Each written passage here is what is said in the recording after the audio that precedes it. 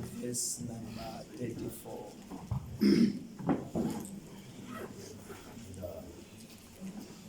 Book Luke, chapter number 23, verses 34. Kepha uJesu wathi baba bathethelela ngokuba bakwazi abakwenza. Babelana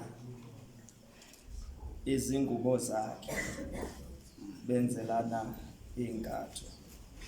Kepha uJesu wathi baba bathethelele ngokuba abakwazi abakwenzayo. Babelana ingubo zakhe benzelana inkatho.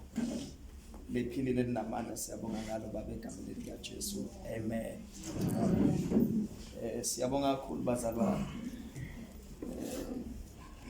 Ngempela usemhlabeni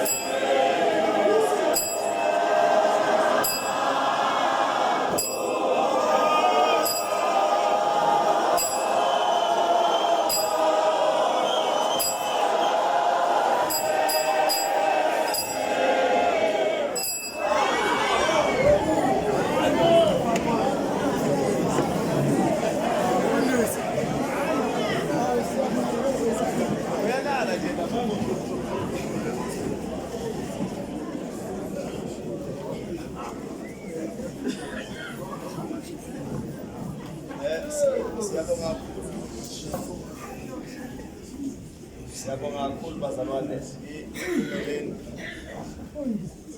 ivumeleni nje kulesi sika 10 minutes. Ngikhulume kafushane ngempela. Amandla amafushane base ngihlala phansi. uJesu wathi bathethelele. Yebo Nkosi yami. Ngesizathu esikwani. Yes. Sokuthi abakwazi abakwenza. Ngoba akathethelelwa. Owona azi. Yeah. Kodwa uthethelelwa. Owona engazi. Yeah. Ayisethi babelana ngengubo zakhe. Hey. Benzelana unkatho. uJesu Yes. umthetheleli wezono zakho. Kodwa wena umthetheleli wezitha zakho.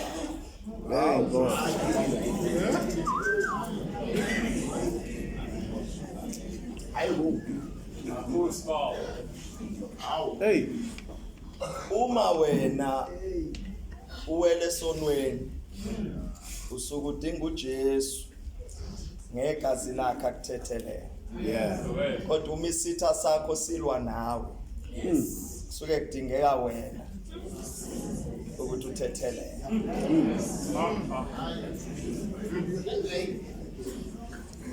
Intethelelo yezitha zakhe ayikho kuJesu. Kodwa intethelelo yezono zakho ikuJesu.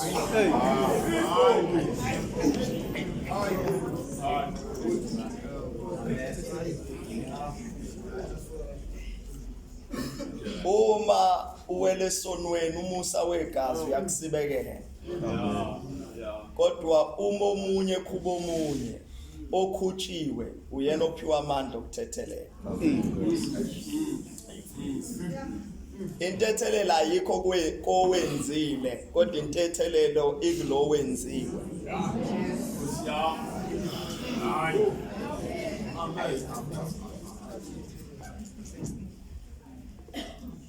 Ezulwini kufana nasesikoleni.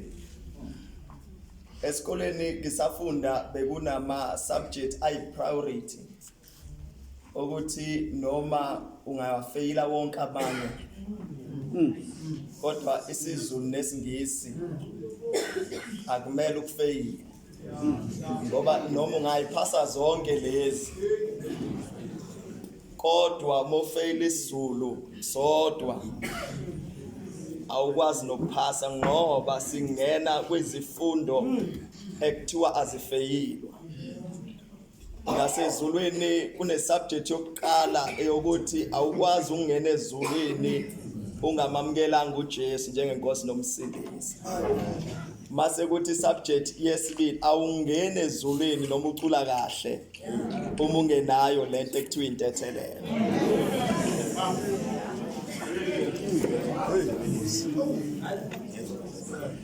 Ngoba ezulwini akusindawo yezoni. Kodwa indawo yabangcwele. Manje inkinga indawo yokuthethelelwa kwezono zakho incike ekuthenini wena uthethelela kanjani abantu. Ngalesikhathi wena ungathethelela abantu unciphisa amathuba ukuthi wena uthethelelwe ezonweni zakho. uJesu uyumpriest wempilo yakho. Kodwa wena umpriest wezitha zakho.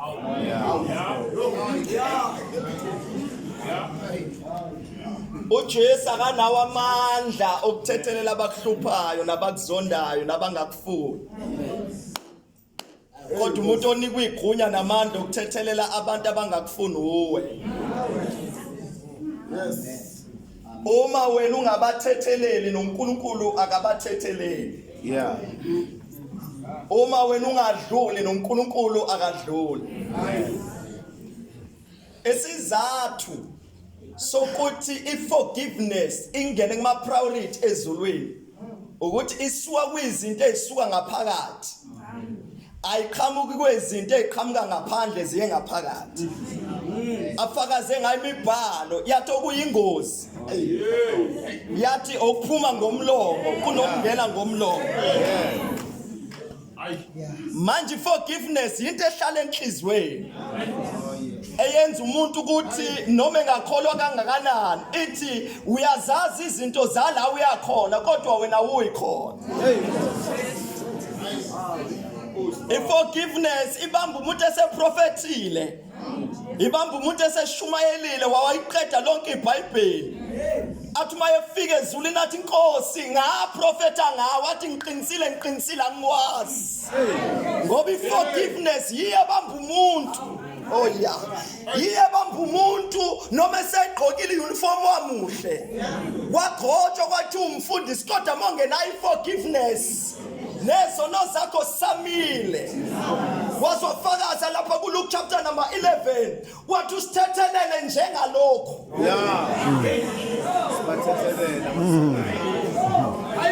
Ipriority la ayike ekutheni uyathethelela. Ipriority isekutheni wena uthethelela kangakanani. Kodwa ngimemeza ukuthi akathethelela abangathetheleli. Awukho nikhona abazali bakho. So when umpriest wezi zitha zakho mayise yabhala uJesu athi kulotshiwe athi kuthiwa thanda isitha sakho njengalokhu uyithanda wena. There is no love without forgiveness. Angeke ukwazi ukuthanda isitha sakho. Amen. Kodwa isitha sakho ungasixolela. Ungaphila naso. Kodwa uthando luhlele enhlizweni la kuhlala khona inzondo. Awukwazi enhlizweni enenzondo uthi unothando.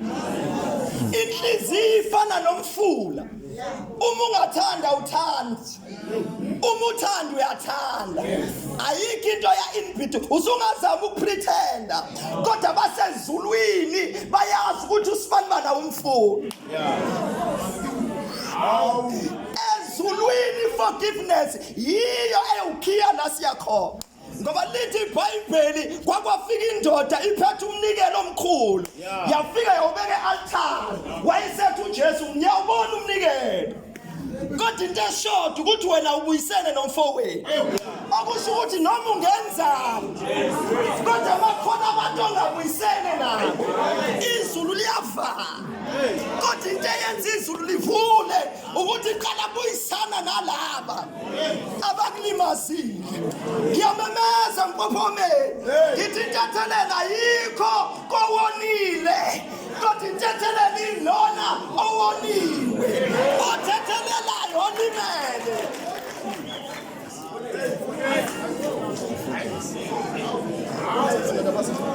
Amen. Kule verses kuyo uJesu akenzanga lutho. Kule verses kuyo uJesu akonanga lutho. Iproof sithola lapha kuPilato. Mayesathi sondezana amanzi. Lithi mayeqeda kusondeza amanzi wageza izandla. Wathi iqala lakhe ngilithola. Jesu wonile kodwa simuze ethi baba bathethelele. Ngoba intethelelo ilele kulolinyaziwe. Wathi angithi mina.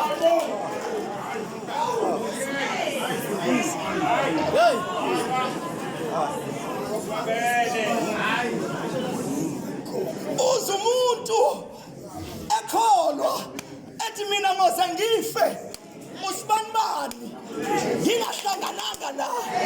Ubona ukuthi mayeze esontweni uze kwi-event, mayeze esontweni uze kwi-show ngoba la siyakhona siyakathethelela kweso. Uma yathethelela nawe uthethelela. Khona umuntu phakathi kithola ibele othi mfundisi bangishayile ngizothi mina noma bekushayile intethelelo ayiphume ebumnandini kodwa intethelelo iphuma ebubuhlungweni.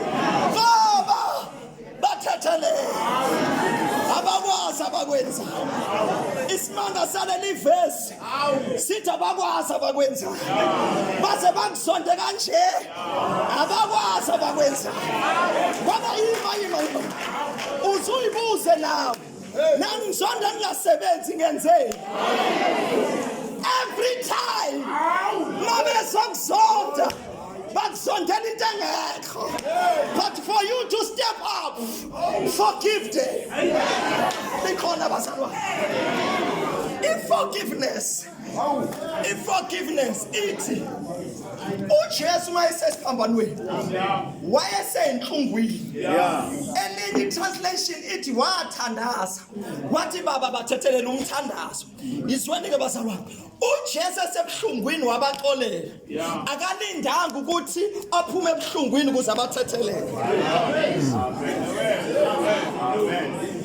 i-forgiveness ayisho ukuthi phola kodwa i-forgiveness ithi uzopholiswa ukuthethelela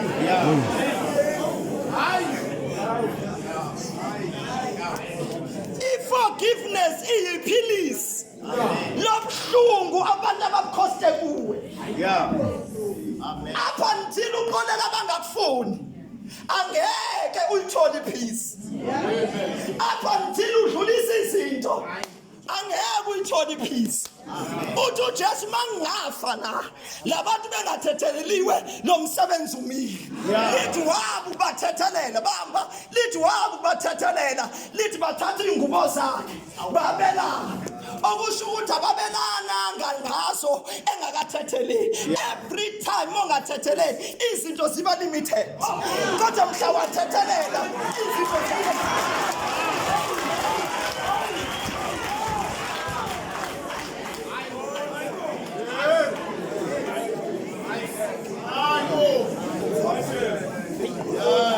engakathetheleli kwakuyileli thawula kodwa mayisathethelelile yilo naloyo wafuna uyipeace yilo naloyo wathi aningihlephulele wabi yilo naloyo wathi ngiyayifuna le sengiyayibona-ke lento ukuthi wacula kangaka kodwa wanganayo i-role model ingoba ithi khula nge-forgiveness khula kahle manje unenzondo khula kahle manje unenzondo wenza kahle manje khona izinto ongadlulile kuzona manje uthi uJesu ukuze iministry yande awungakhuluma phezu kwempilo ngithi abanye abathakathiwe bayithakathebo sethu uJesu bathethelele ngokuba bakwazi abakwenzayo i-forgiveness iyiphilisi lokulapha ubuhlungu obusenhlizweni yezwa khona engikhuluma nawe i-forgiveness iyiphilisi lalela ngisho ungazama ukuyipholisa uzophola ngoba lo muntu wakulimaza ungamboni for 3 years mhla wambona izovuka iphela kodwa mhla wamxolela noma ungahlangana naye emall drive imoto ukhubeki i-problem nge-forgiveness ukuthi mongaxolela izinto zakho zimane zihlale kulo ngamxolela bonke abantu abazondayo ave bephumelela kanti sebeconnecta kuwe kodwa for you to withdraw lelithi iBhayibheli uma umathathelela uthatha amalahlo aphose kuwe kodwa memeze mpophomeni ngithi dlula manje izinto zakho zikulindile baba bathethelele ngivumeni ngihlale kanje uJesu uyaKhefasi uyakaNanisha uyaPilato uyaKheroti ubuyela kuPilato uthi uPilato angilithola icala okusho ukuthi lemvu ilungele ukuhlatshwa ngoba imvu yayihlolwa izinsuku ezinhlanu ukuze ilungele ukuthi iyohlatshwa so mayehlolwa abapriest abawu5 kusho ukuthi babemhlola ukuthi ulungele yini manje uJesu mayekhuphuka ukhuphuka njengemvu lithi uma esefika esiphambanweni ulenga njengemvu manje lachithwa igazi kanti kaIsrael umpriest engene e-altar makachitha igazi waliphatha ngenkomishana ukuzothethelela izono uba esekhuluma athi usibanibani nosibanibani uyathethelelwa izono manje esiphambanweni sinayo imvu kodwa sekushoda umpriest Yeah. ozomana akhulume. Lithi iBhayibheli uJesu waphuma ekubeni yimfu wabuyela ekubeni umpriest, waswakala esethi baba bathethele Yeah. ngokuba bakwazi abakwenza. Kuthi akithi mina igazi le-forgiveness selikhona lezitha zakho. Sekushoda wena ukuthi ube umpriest, uthi wamlimaza kodwa I forgive you. Ngithathele